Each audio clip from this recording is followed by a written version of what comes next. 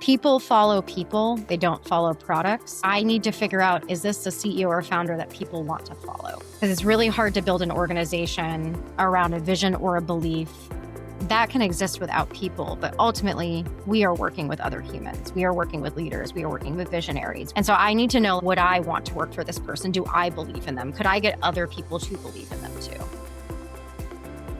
If you can't measure how people's decisions impact the business, you can't expect to influence it. And yet, most companies are still running on people metrics that no one really uses when making financial decisions. Today's guest, Pilar Muner, has seen what that disconnect costs across multiple companies, stages, and leadership teams. Pilar is the VP of People and Talent at ChartHop, and through her work across multiple VC-backed companies and as a fractional leader, she's had a rare vantage point watching the same patterns, blind spots, and missed signals repeat across organizations. In this episode, you learn how to rethink people metrics as business levers, how to connect people data to revenue, risk, and resilience, and what it actually takes for the people function to operate as a true driver of value, not just a support system.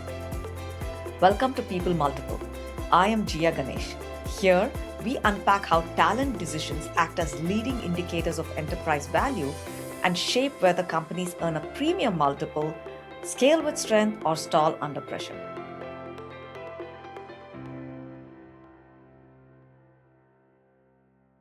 So Pilar, you studied political science, systems, structures, people. You were then going to become an attorney.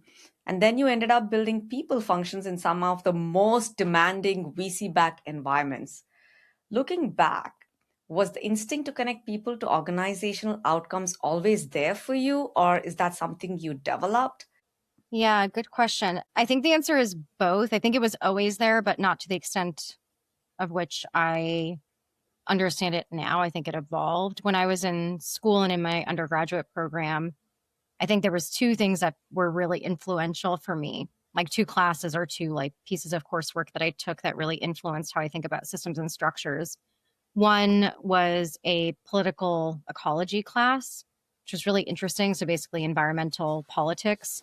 And it talked about a lot of the changes that had gone on with the EPA and how systems and structures from like an environmental perspective don't really have lines. Like environments are very fluid and we are all kind of connected as humans on this planet.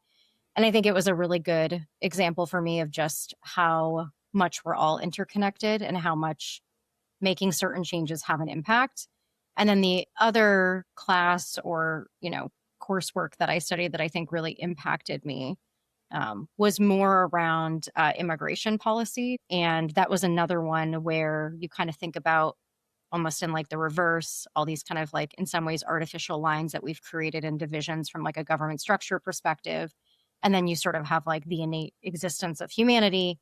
And then how do you sort of like figure out what are the right systems and structures when the reality is like two people could live a mile apart in different countries and have vastly different experiences because the structures that they're within are very different, but like their human experience might not actually be that different. And so like what is the role of a system or a structure when you're thinking about that human experience and humanity? And so I think having that educational background and then choosing not to go into law, mostly because I was somehow maybe already burnt out by the time I graduated, having done a few law firm internships in spaces where I don't think I had a lot of interest or passion, that led me to believe, okay, this is probably not for me. And then when I adapted that to an organizational or company context, it was very natural to see that evolution of my brain and my thinking kind of in this new environment. That's fascinating that those classes influenced your path forward. And also, you're fortunate in that those internships and some of the coursework, as well as the fact that you worked with the law firms, gave you that perspective that this is not what you want to spend the rest of your life doing. Not many of us have that experience, or even if we do, we choose to ignore it and we continue to go down the path because we feel like it's a sunk cost, right? So I'm glad it changed your path and you're here where you are today, and your path and my path crossed, and we can continue to have these amazing conversations we have very regularly. Yeah, I am too. So, what's one experience in your life that can be inside or outside of work that most changed how you decide who to bet on, right? Uh, Meaning that you're willing to put your time and reputation behind the person.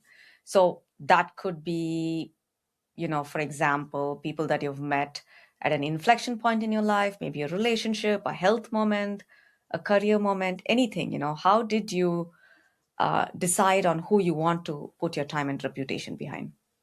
That's another one that I think that's evolved pretty dramatically, but I've always felt vanity metrics or vanity logos or things like that, while they can have some sort of directional influence on how somebody might be.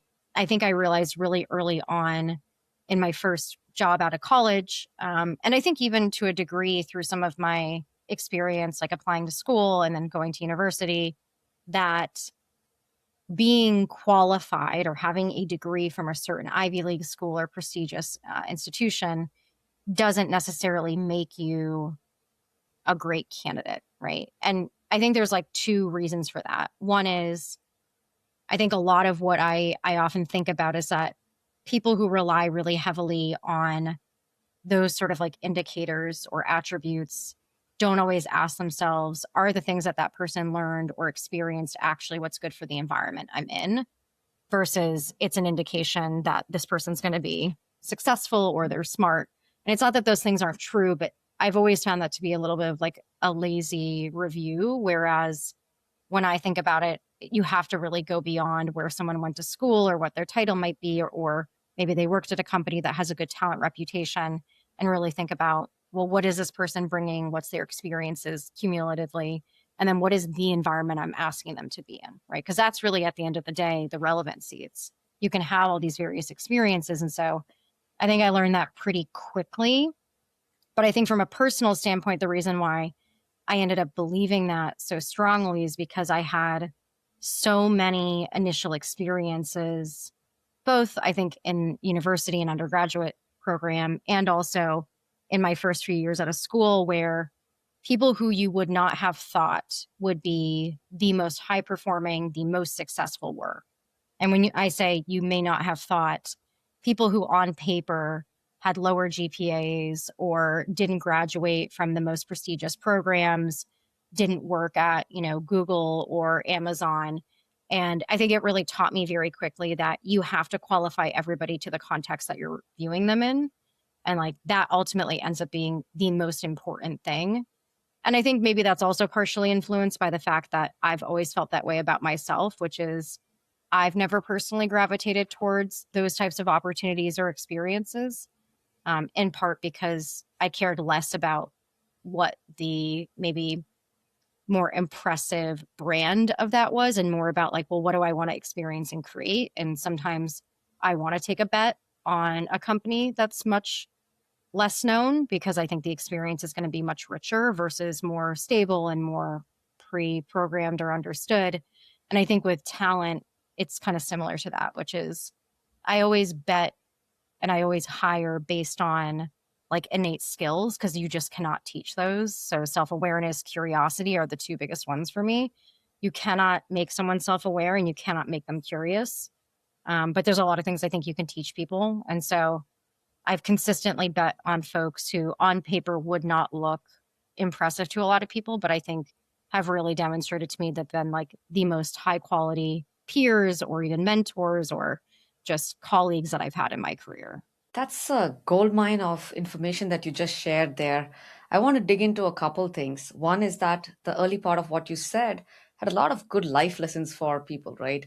Not being tied to vanity metrics, for example. And how did you, I guess, decide that these were vanity metrics that you should not necessarily have to chase? Because the tendency nowadays is to go after vanity metrics, as you may have seen.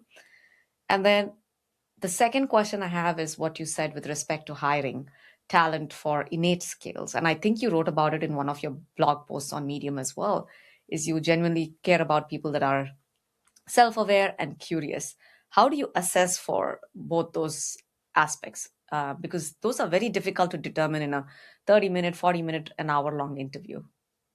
Yeah, I definitely don't get it perfect. I think when you grow up and I'm sure there will be some people who listen to this who understand this. When you grow up in an environment that's not super secure or stable, one of the things that you maybe benefit from to a degree is that you learn how to read people very well. And while there's a lot of like fairly negative aspects of that, it's taught me very quickly to read people, what they're saying, what they're not saying, body language, how they engage with me, their interaction. And so I've always felt I've been able to read people very quickly and very well. So that's more of just like, I think, kind of like life context. And I think that's true for people who don't have, traumatic or unstable upbringings. I think that can be true for a lot of people for various different reasons. Either they've studied psychology or human behavior, whatever their life experiences might have brought them. I often ask a question in interviews, which is after I ask somebody about how they've been doing with the interview process and we kind of get warmed up a little bit, I always ask them, what should I know about you as a person? And I do this very intentionally. I'm giving them space to represent themselves in the most authentic or genuine way that they can have the time and space to do it. And I think that's really important because in an interview process, you're often inferring a lot about people, but you're not actually asking them directly who they are. You're trying to figure out who they are, but you're not asking them who they are. And to a degree, I think we can only really understand somebody so well in a 30, 45, 60-minute interview. So I like to just ask people, who are you? Not as a professional, but as a person.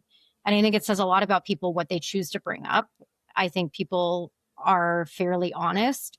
And then I sort of qualify that against what I see the rest of the interview, how they tell me who they are versus what am I seeing show up, right? It's everything from their interests to their values to, their qualities. And then for curiosity, people who are curious, I think, demonstrate a few things in interviews. One, they want to know more. They want to ask questions, right? They always will have questions for the interviewer.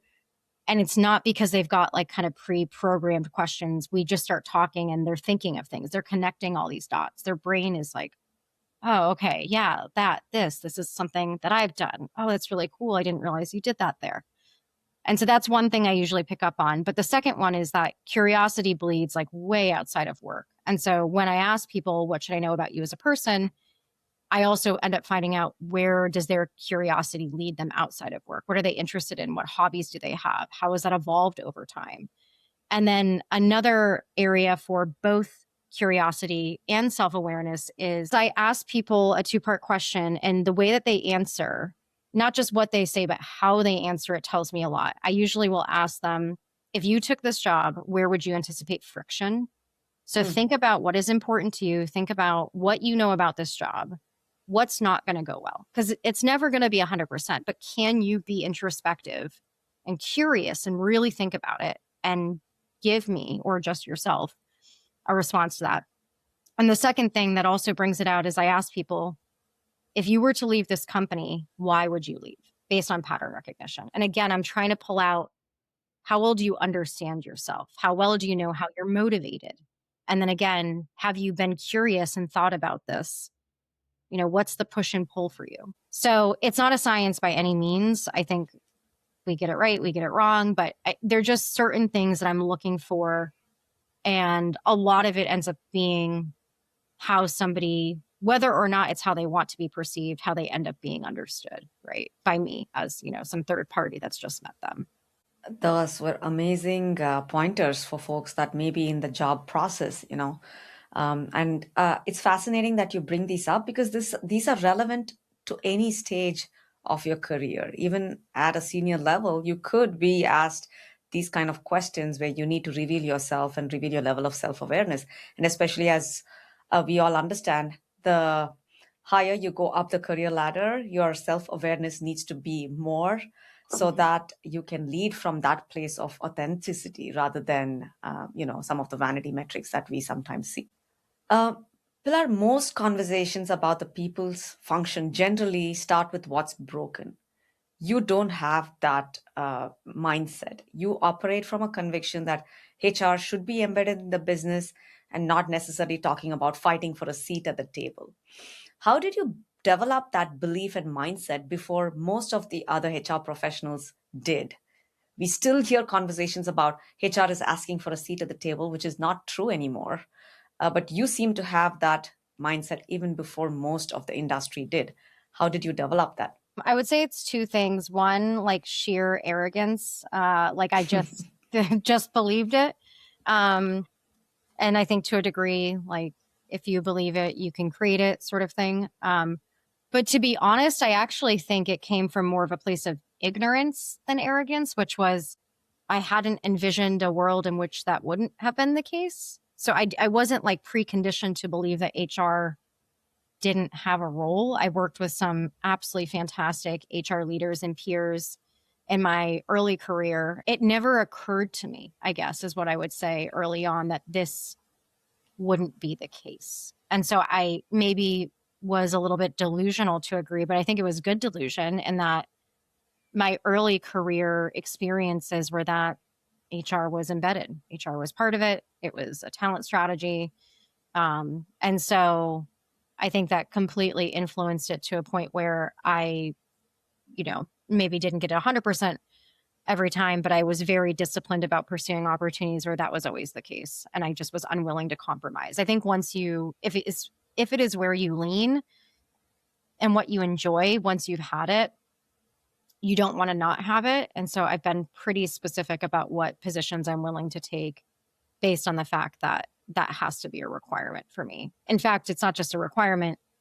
It's so understood at this point for me that I don't see why someone would hire me if I wasn't doing that, because I don't think I would bring value to the organization that would justify my salary or my headcount or anything like that. And objectively, I would not make that case to a business. I'd say it's not worth it. If that's not how you're going to value HR, I wouldn't recommend you bring me in. How do you suss that out when you talk to founders or people that you're interviewing with for these kind of positions? What are you looking for? Is there one or two signals that you can share? What I'm usually listening for is, are they trying to build a company or are they trying to build a product? Them as a leader. Some people do both, some do one or the other. If they're trying to build a product or trying to build an organization, do they actually understand that people are involved in that? I think sometimes, and it doesn't need to be something that they're actually doing, right? It doesn't need to be, hey, I believe in it and I'm going to steer the ship in this way and I'm going to be responsible for all these things. It can be, I know that is necessary and I am not the one who can make it happen. I think that's a perfectly acceptable answer. But they have to have at least an awareness and an understanding and be in some ways like privy to the implications of that belief. I think there's also this, in some ways, disconnected or detached understanding that talent drives organizations and people. But I have found in the past that there are CEOs and founders who do not understand it at what cost that means. What does it actually take to do that? And not everyone is willing to do the things that it takes. And I don't think those things are particularly hard, just to be clear. It's a philosophy or it's a mindset shift, and not everybody wants to do it. So I think for me, I'm usually asking like very direct questions. You've just raised funding or capital. Where's that money going? How are you thinking about it? What is your talent strategy? And even if they say, I don't know, I just know I need one. Okay, let's talk through what that might look like. That is enough for me, right? Mm. And so I don't think you need to be perfect as a founder or a CEO. In fact, in some ways, you don't even have to be all that interested in it to a degree. You just need to understand it, support it, and be there to champion it and let other people who maybe have more expertise. It doesn't even need to be just a chief people officer. It could be a COO, a CFO, CTOs who have lots of experience building teams and organizations, understanding, culture and how to build it and successful organizations. So for me, that's often what I'm looking for. And I think the other thing that usually rings out to me is I'm looking for founders and CEOs who understand, I guess the way I can put it, this might seem a little bit silly, but people follow people. They don't follow products. Mm-hmm. And so I need to figure out, is this a CEO or founder that people want to follow? Because it's really hard to build an organization around a vision or a belief, because in some ways that can exist without people. But ultimately, we are working with other humans. We are working with leaders. We are working with visionaries. We are working with creatives, innovators. And so I need to know, like, would I want to work for this person? Do I believe in them? Could I get other people to believe in them too? Pilar, you brought up the CEO. So if a CEO is listening to us today and they want their talent strategy to raise their multiple in the next few years, whatever that timeline might be, what are the first three moves you tell them to make? Spend 80% of the interview process before you meet candidates and Mhm. 20% actually interviewing them. Really, really, really understand what you need and be very honest about who you are and what you're expecting. I think a lot of times the challenges, especially early stage companies have, but I see this a lot in late stage companies too, where they're just not honest about who they are. They've evolved significantly. They're later stage now. They sell themselves as a startup. They attract all this talent and the talent comes on board and they're like, this is a late stage company that's about to IPO. This is not a fast moving R&D forward organization. And you have to be really honest about who you actually are, even where it sometimes is hard to admit. You have to really be self aware. And so I guess the first is measure twice, cut once. The second is be very intellectually honest about who you are. And I'd say the third is you have to hire teams, not people.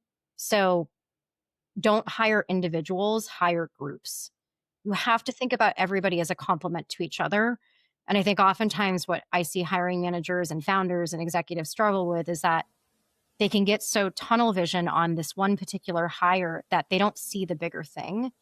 And at the end of the day, no one is ever just one person executing. You have to think about hiring a team, even if it's one person being hired into a team that already exists. Everything is dynamic. No human is so rigid that it's just a plug and play, right? And no one's ever going to be 100% what you thought on paper. So hire for the teams.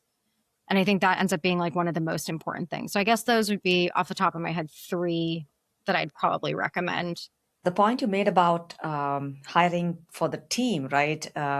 You said each role complements the other role. In fact, I think I just recently wrote a LinkedIn post about it where, I was telling people to look at your team as an investment portfolio. You want to diversify your portfolio and make sure there's a balance in the kind of assets that you bring into your portfolio. Building a team is very similar to that. So I'm glad you brought that perspective into the conversation as well. Yeah, I totally agree. Investment portfolio is like a really good way, like a good analogy to put around it, because I think oftentimes I like to say and think about it as your organization is like an organism.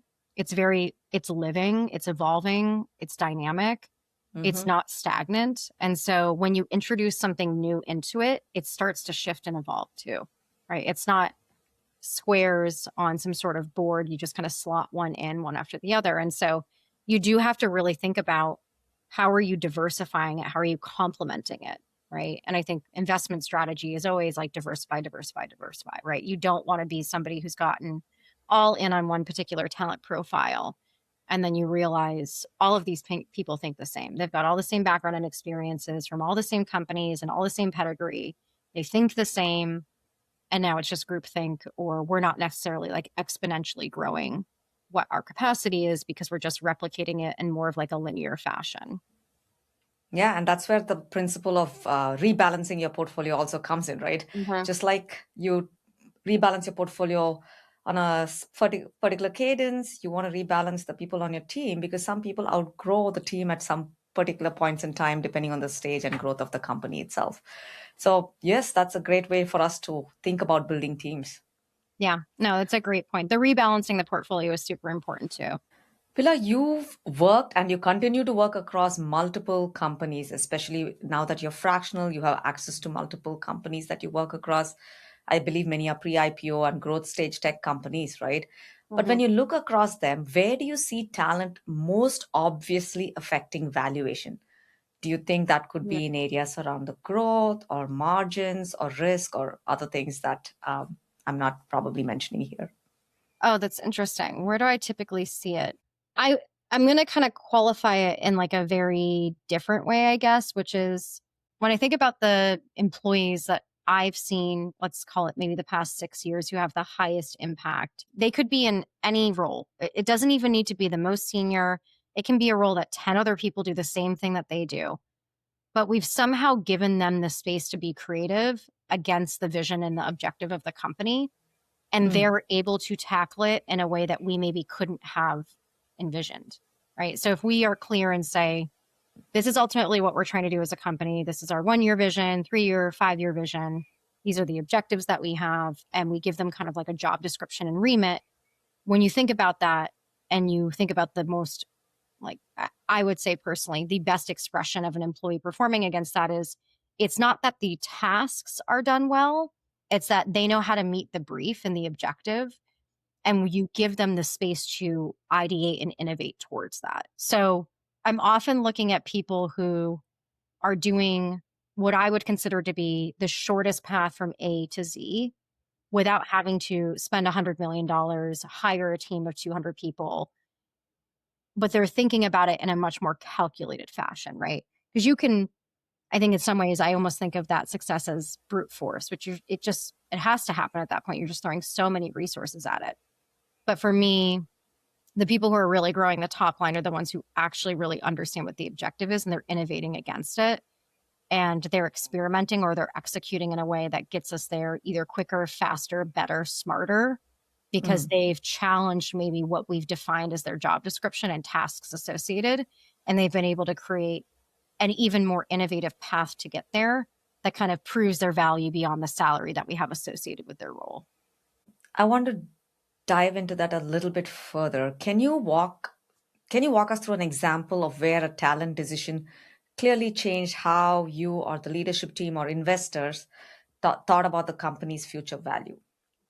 I have an employee that I still work with today who just really understood. We hired them. We knew it was probably going to be a good hire. They're in a position that a number of other people are in, right? So again, it doesn't have to be unique. It doesn't have to be super senior. And what they were able to do is they were able to see the vision of something we were trying to create.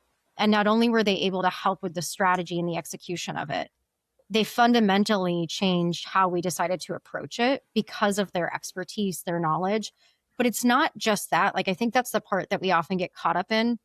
Oh, does this person have the right expertise and skill set? They did, right? So we did hire well, but they were so passionate and so driven. They connected it to our strategy in a way that just like really changed things for us. And I think for me, when I look back on that hire, I think we always knew they were going to be really impactful, even if they weren't, in a leadership capacity, senior at the company, super tenured, hadn't come from within industry, had a slightly atypical background.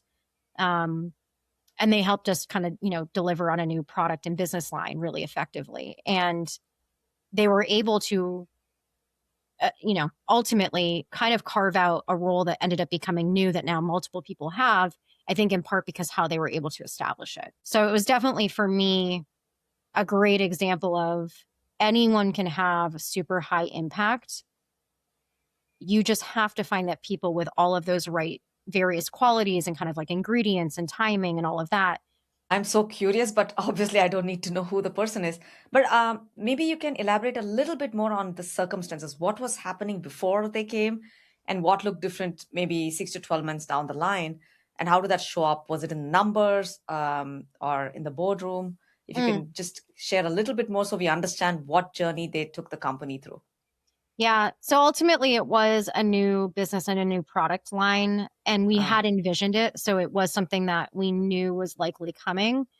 But it's the way that they drove it, even if they weren't technically leading it, right? Like, again, leadership shows up in all sorts of ways. We were so successful at it that we ended up being, I'd have to like rattle off the numbers, but let's say maybe more 2x more successful than we had anticipated relative to another new business line that we were also looking at. So we had actually projected that this other new business line would do and fare much, much better. But I actually think the reason why the other one did was not because the initial one did poorly.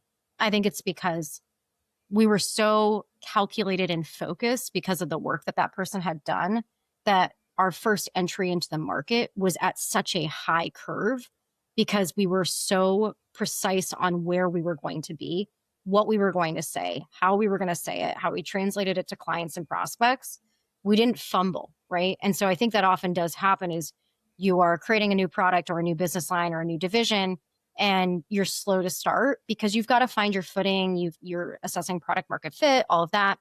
And we didn't experience that in a traditional way. And I think it's in part because of that person. And they were able to bring a lot of focus and kind of shortcut us away from that, in a way that I think was maybe not surprising, but ended up being fairly surprising for us. It was not something we had projected or what we had built into our metrics and KPIs by any means. But it is ultimately the results that we ended up seeing. That's a beautiful example of how a particular talent shaped the multiple of that business and was able to grow that product line in a very efficient manner. Wonderful example. Thank you for sharing that, Pilar. Yeah. And they're a great human. So there's always that too. They're an Oh, that absolutely wonderful really, person. And so that always makes it that much sweeter when you work with people who can do such incredible work for the business and be super passionate, but also like great human and person, colleague, to work with too. nice to know such humans. Yes. Yeah. Um, you've been pretty outspoken about traditional HR metrics being meaningless, right? On their own. And I know you feel very strongly about ENPS too. Yes, Curious I about do. I will let you go on a Burn it rant all if you need down. to. Yeah, I do. So what do people metrics or combination of people and business data actually correlate with valuation in your experience? What should we all be focused on? Should it be just people metrics, or should we be talking about business metrics in general and not calling out the specific people metrics necessarily? Or maybe wait, maybe I can even change that question a little bit to, if you had to present to a board today and there was room for only three people related KPIs that matter for the business and for the valuation, what would you put on that slide? Yeah, so I'm going to give you an answer that maybe you're not expecting. What I would probably go towards is metrics that might not feel like people metrics at all. So that's where I think, again, we've got to sort of understand what are people metrics, what is necessarily what we view as like HR data. And again, people data isn't just the data that lives necessarily in people's systems, right? I think people data is data that people influence, right? That humans influence. And so for me, I would actually argue business growth, like year over year revenue growth, that is a people metric, right? We influence and drive the business. So what are we doing to influence growth at the company? Who are the people responsible for the strategy that enables that? So honestly, for me, I'd actually say like the primary metrics I would look at would be the regular metrics that we present to the board anyways. It's just understanding it from a people lens. But the second thing I would say is that if you actually look at it and think of it the way that I do, part of what I'm always trying to understand is what is the impact that our current team is having and how aligned are they to the vision? And so we actually recently introduced this at ChartHop, and it's been kind of interesting to review, which is how aligned is our current talent to our values? When I say values, though, sometimes I feel like that gets a little bit misunderstood. What I'm actually saying is how aligned is this employee to being able to deliver on our vision? That's really what I'm asking. And that's both, do they possess the talent attributes? Are they able to execute? Can they create the right impact? It's kind of all the things. And so to me, although it's hard to qualify and quantify, to me, that would actually be what I would replace from like EMPS overall. Like I know I gave my hot take on LinkedIn when it was yesterday on replacing EMPS with a different question because I've never liked the EMPS question that's been used. But I'd actually say if I were to completely replace it and go in front of a board, I'd say, what is our alignment score? Which is not the same thing as talent density, which I think carries a different meaning. To me, it's not about how talented is the team. The question is, how aligned is the team to what we are trying to accomplish? We could be going through a phase as a company where we're realizing our talent is out of alignment. We are evolving. We're going through the next stage. And so our vision and objectives and the way we execute on it has changed. And therefore, we are now falling out of alignment. So how do we get back there? What's our talent strategy? That to me would like replace the ENPS. But that's kind of how I think of it is it's like business metrics are people metrics because ultimately we influence them. Right, right. Um, you're talking about ChartHop and data. You now sit on top of connected data, right? At ChartHop, you have a beautiful system that really enables all this data to come together, the revenue data, the CS data, the support data, people data, of course. Can you share a few revelations from that connected view that directly change decisions and move the business forward? Things Mm, that you wouldn't have seen if those systems were still desperate, which is what is happening to most of us that don't have sophisticated systems like ChartHop, right? mhm. We have a separate system for, we have Gong, we have Salesforce, we have NetSuite for finance, we have Paylocity for people. So we have disparate systems. The view is different, but you have that access, connected access. So what is it that you've learned and you've seen your clients learn that have helped them move their business forward? Yeah, I'll give you the real time example of what we're currently doing literally today. Had a call with some of the Mm-hmm. folks on our CS team and Ian, our CEO. So I think every organization who's a SaaS business, you want 100% retention. You want every client to renew every single year and never leave you. That is always the goal. But that's not typically what happens unless you're just like wildly successful and no one ever leaves you, or you've got some sort of in the market where you've got absolutely no competitors. And even if they didn't like you, they can't leave you. And so one of the things that we've been talking and thinking a lot about is like, how do we get as close as possible, basically to 100% retention? And when you start to think about churn and retention, you might question what's going on in the product, what's going on with our competitors. And those things are all true and they're all valid. But part of what we've been doing and really looking at is backing into what's really going on with our CS team. How are we Mm. supporting them? They're our interface. Ultimately, we've got a support team, but our CSMs are the day to day folks interacting with our clients. They have the best view, the best understanding. And so, what we've done over the past, I mean, we've done this for a long time, but I think it's finally clicking and coming together is because we've got the Gong data, the Salesforce data. We use Rillet instead of NetSuite. And then we've got all of our details from now PlanHat, which is our CSM system that we use for our clients. And then we've got other systems too. But for the purpose of this, Zendesk for support, what we're effectively doing is taking a look at and what we've done over the past, maybe let's call it 2-3 months, is we took a step back and asked ourselves, what does excellent look like? If we retained 100% of our clients, how would we get there? So we did a bit of a retro analysis on for the clients we have retained and for the clients we've churned, what led to those things. And so we did a lot of that analysis in ChartHop. So because we have access to GON transcripts and a ton of information. So really doing a bit of an analysis and saying, if we were to back test this, how would we find this out? One of the conclusions that we ended up having as a result of this entire analysis that we did was we need to actually reposition the CSM role. We have Mm. to treat it differently. We have to approach it differently. And the conclusion that we came to was we're probably evaluating and comping and performance expectationing against the wrong things. And so we need to actually pivot it to a little bit of a different direction based on what we've learned to then get, retention as high as possible. And so when you think about that initially, you might first say, okay, churn less clients. That's how you get to 100%. Well, of course, we Mm. all know that, right? But what's the people strategy to do that? So we ended up repositioning the CS role. We restructured our team. We've kind of parsed out how we do certain things, trying to figure out like what are the lanes that we have? What do we need to do for enablement? And most of that exercise was done by myself, Ian, our head of CS, using data and information that was aggregated within ChartHop because we were able to get this holistic view to understand if we want retention to be 100%, what are all the various data points that help us understand when a client or an account is the most successful? What are those attributes that they possess? And not just in a moment, over an extended period of time, over a 12-month period, what does that engagement model look like? And then how do we replicate that with every single client? And what do we need to do today that we don't have in place to enable that to happen? And that's what ultimately led to us reshaping the CSM position, restructuring the team, and really understanding like how do we even better serve our clients?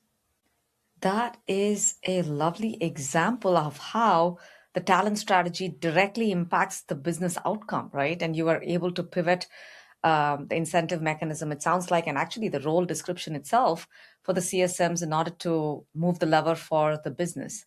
And I'm going to dare to say that you have seen different examples across a multitude of your clients in other ways as well, right? Yeah, absolutely. It's been really interesting to see. I mean, we see tons of stuff with our clients that's fascinating. I'll give you like a quick other example, which is, in this specific scenario that I mentioned around the CS organization, you could argue that's org design. That's not what it started as, right? What it started Mm, as was what I would consider to be more customer success retention strategy. What it ended up as is like more than just that. It was a talent strategy, an enablement strategy, right? A few different things going on.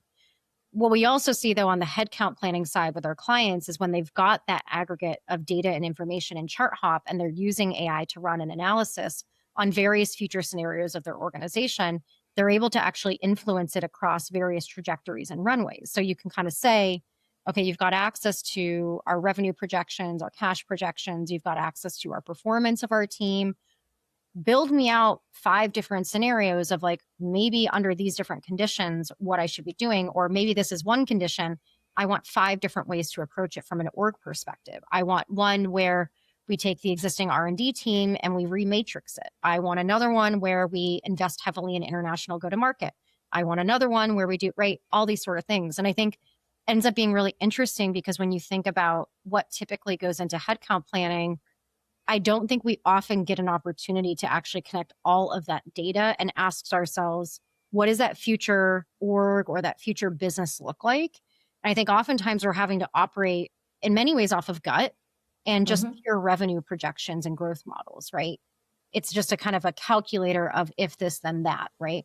mm, But as we know, working in HR, org design is so much more art, and being really specific about what are the objectives, what are the scenarios, what are the milestones we need to hit in order to trigger these headcount. I think that ends up being a lot more nuanced. And when you don't have that data to support it, I think it can be really difficult to make sophisticated decisions. And I think hmm traditionally in HR, we have had to do that in a more manual way, to be honest. I think Yes. it's a lot of spreadsheets. I think it's a lot of conversations. I think it's a lot of tweaking. And to be perfectly honest, I think it's a lot of like sticking to what we planned because we couldn't envision multiple ways to do it. It was hard to Mm. at the time. So, for a chief people officer or head of people who wants the board to see them as a valuation lever and not a cost center, but they don't have access to these kind of sophisticated systems, what should they be talking about, or what should they bring to the board meeting to prove that talent is actually changing the business outcomes? The quick and dirty thing that I think of, and I think where we start to really break it down, is when I think about challenges or problems or success potential that any business has, there is always 100% a talent strategy attached to it. Mm, So you have to just understand like what is going on. You're like, okay, the business needs to grow 40% in revenue, but not 40% in bottom line. We can't grow our expenses at the same rate as our top line. Okay, well, if salary is most of what you're spending, how are you doing that? How are you getting creative? How are you thinking of that? And so for me, it's always been understanding the business through a people lens versus understanding people first.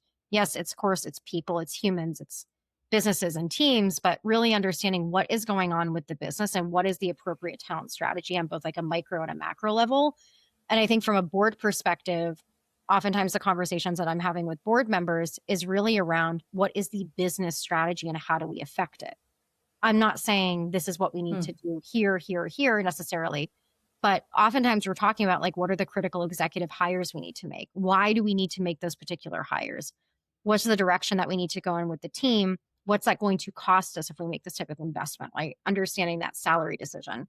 So for me, it's understanding the business needs and the business challenges in a very connected way that it's like fairly impossible to detach at that point. How can we train chief people officers to speak the language of the business and not be talking about time to fill and engagement and attrition rates necessarily? That's a good question. I don't know. It's hard because I feel like I've never lived it and I don't Mm, think I want to, but I have to attribute a lot of it to like being like growing up in finance and with CFOs. Like I think that's a lot of why my specific experience, and I would attribute a lot of it to the fantastic CFOs that I've worked for, because learning underneath them about how they think about the business. There's a lot of different CFO profiles and types. I've been really fortunate to work with a lot of more strategic CFOs who see themselves as like a number two to the CEO, business driver, not just like accounting focused and like really kind of in the weeds. And so I feel like a lot of what I was able to learn was spending a lot of time with CFOs. And so that's like, if I were to give anybody a piece of advice, find really good CFOs or finance leaders and pair with them, ask them questions, ask for their time, get into the numbers, get into the details. I think the better you understand the finances of your business, to me, that's like the menu. That's how you know what to order and what to do. If you don't Mm. understand the data that is behind your business, I think it becomes really difficult to have a talent strategy that's sophisticated. So if you're not there yet, that's fine. I mean, you don't need to be today, but find somebody who can help you understand business. Sometimes that's the CEO. I've also worked with some really phenomenal CEOs who have spent time with me. To be perfectly honest, I actually think one of the most influential aspects of my career, and I've talked to a few other people who have had a similar, it's been sparing, but I have met a few people who have had a similar experience to me, where my first job out of college, among the 90 things that I did, I was an EA to my CEO. And being an executive assistant to a CEO, having email access, calendar access, knowing what's going on, it immediately helps you understand, what does the board care about? What do VC firms care about? What are they prioritizing? How do they operate? What do they want from the CEO? How are they using his, like, it gave me a front row seat to basically business 101 within the first like 18 months of my career. And so I always knew I didn't want to be a career EA, and I kind of took it as like a learning opportunity. And I'm so glad that I did it, because it gave me basically like a mini MBA. There was so much. We went through M&A, like understanding what the parent company wanted. I mean, there is just so much that you learn, so much that even executive teams don't have access to that the CEO does. And when you get a Mm. peek behind the curtain, you really hear everything that actually gets discussed, not what gets filtered to you, not what is just privy for certain folks, but has been like definitely disseminated in a careful manner. That's Mm. like, that's everything. There is no holding back. And I think for me, when you get the rawest and most transparent understanding of how a business is run, it's kind of impossible to compare it at that point, because you're like, now I really understand it, as the good, the bad, the difficult, the challenging. You understand the relationship dynamics, you understand the power dynamics.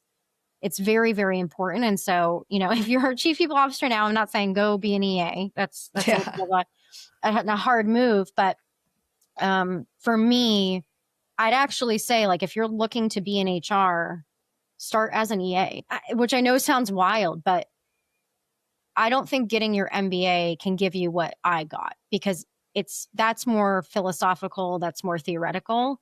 Getting practical exposure to how a business is run, I mean, that to me, that takes the cake for everything in my experience, right? Like, I wouldn't have been able to do what I did the rest of my career had I not had that level of exposure back then. Invaluable experience for sure. So, you know that the thesis of my show here is that talent is not just a lever, but it's a real multiplier behind what a company's valuation can be, right? Mhm. And my working assumption is that product and market set the ceiling of what that could look like, but people and org decisions determine how close you get to that ceiling. And that's what investors are ending up pricing. From your perspective, is that how it plays out, or would you frame my thesis differently? Oh, that's an interesting way to put it. I would, again, I'm going to go back to the limitless, boundless potential. I Hmm. think that there's always going to be market constraints. Maybe constraints is the wrong, market conditions, market Hmm. realities, and product and technology limitations. Those two things are always going to exist. There's always going to be luck. There's always going to be timing, which I think are two highly underrated things that get discussed in tech, which is some people really do get lucky. And it's actually okay to say that. I have gotten lucky in my career. It's not that I'm not deserving or not talented, but luck and timing are huge. Mm. And so I think luck, timing, product realities, market realities, those all create what I would consider to be a set of constraints. They create an environment, right?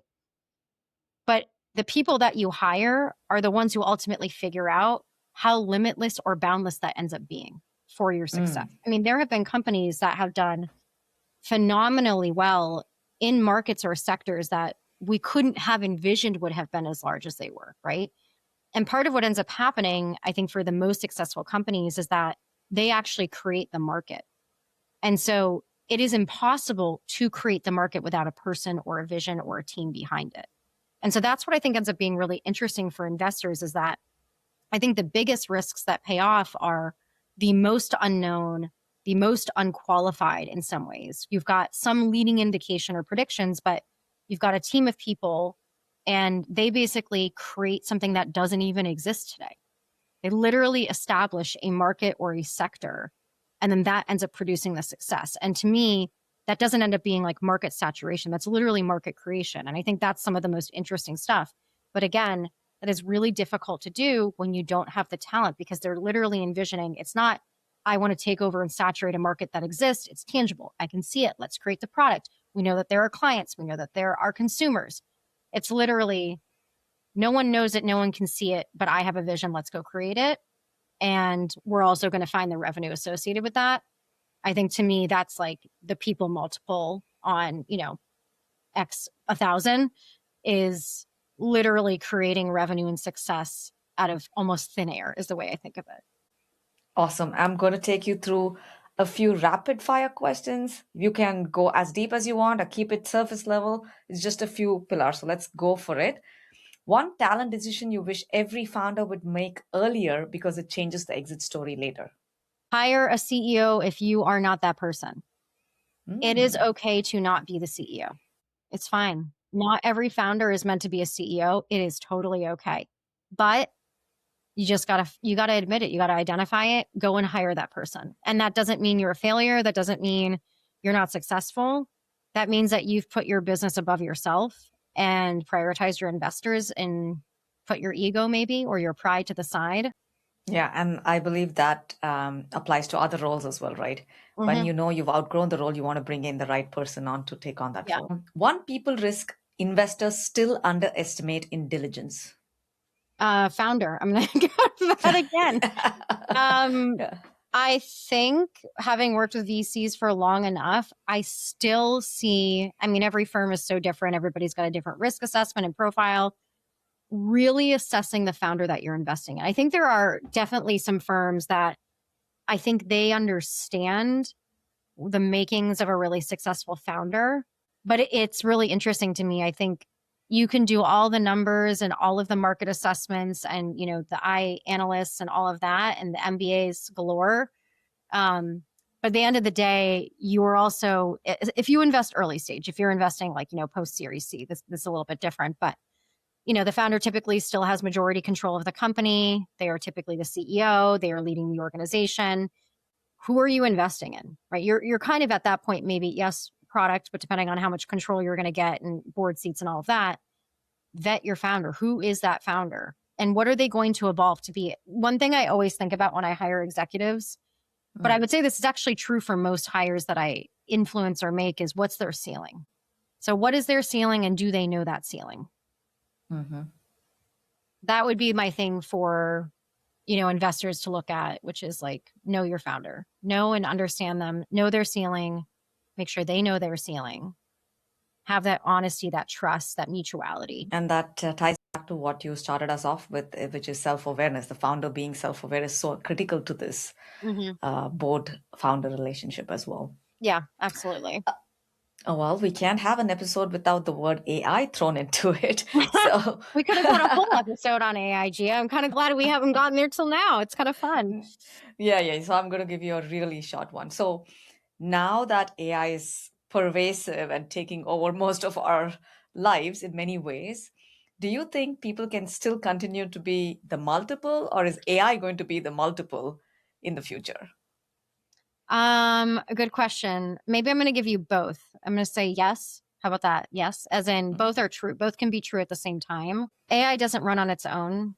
So if you really understand how AI works, it's deploying workflows and processes against guardrails and instructions with intended outcomes, right?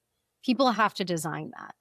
And really intelligent design of AI can lead to fairly exponential results when done well. When done poorly, you just see the flip side of that. But I think the other part that's really interesting, I was talking to a CEO I work with about a month ago about this, and he asked me a similar question. Before I even chimed in with my thought, he said something immediately that I was, instantly aligned with, which was, I think that AI is going to make it more clear who does the human part better. Because there's so much creativity and innovation as people and what we do. And so when we start to move a lot of the automated tasks, the menial work over to AI, I think it is going to really start to kind of create almost a chasm of who's really thinking creatively and innovatively. And I thought that was a really astute observation, because I do think it's true, which is, I think some people are like, AI is coming for my job. Well, what is your job, right? And how do you make sure the human part of what you're doing stays human and that you do it at an elevated level? My output today is probably 4x what it was last year, right? Because I'm trying to offload a lot of the, automated stuff to the computers. But it also raises the bar that like, I've got to be very human in the human things I do. And so I think there's an element of that where it's like, my brain is much more creative than it was a year ago. And that's also a thing that I think we have to like embrace and understand. Yeah. And the last question today for us, Pilar. In your experience, do people decisions actually move the multiple? And if so, where do you see it the most? Yes, and everywhere. I mean, literally everywhere. You have the right founder, you have the right CEO. Like, it starts at the top. You make the first best hire at your company. I've worked with companies where the initial set of 25 employees are still there today. And so making the right people decisions is critical. It's crucial at literally every step and stage. Companies are not built without humans. Humans build companies, humans build products. So yeah, ultimately, like the answer is like, yes, of course, of course, of course. And everywhere and everything, right? It's inherently embedded into every aspect of building a business. Well, thank you, Pilar. Thank you for this enjoyable and insightful conversation. Oh, you're so welcome, Gia. Thank you for having me. You're the best. I love chatting with you. Thanks for listening to People Multiple. If you found today's conversation valuable, don't forget to give us a 5-star review and share it with a colleague or fellow investor. And don't forget to follow the show on Apple, Spotify, or wherever you get your podcasts. Follow us on social media using the information on the screen and in the show notes below. This has been a production of the AGN Group. I am Gia Ganesh, and I'll see you next week as we continue to explore how talent shapes multiples.